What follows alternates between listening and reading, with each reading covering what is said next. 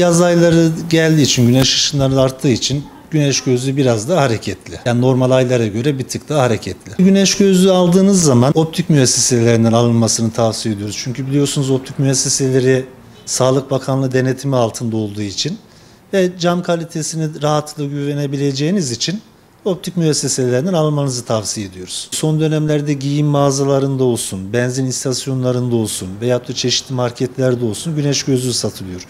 Buralarda satılan güneş gözlüklerinin %90'ı bizim atık cam dediğimiz camlardan üretiliyor.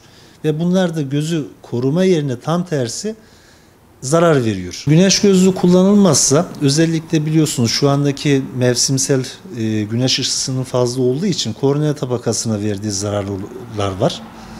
Sahtesinde de şöyle düşünün. Normal bir eskiden bilirsiniz büyüteç kullanılırdı. Ve bunu bir yere tuttuğunuz zaman ateş çıkarırdı.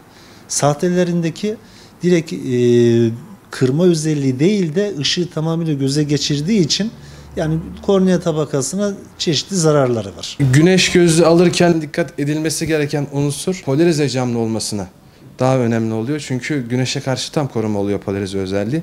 Artı ultraviyole güneş korumalı olanlarda, krizel camlı olanlarda tercih edilebiliyor şu anda. Sahtesi zaten gözde katarakt oluşturuyor. Hiçbir şekilde önermiyoruz. Optik dışı genelde benzinliklerde, kıyafetçilerde satılanlar genelde orijinal olmuyor.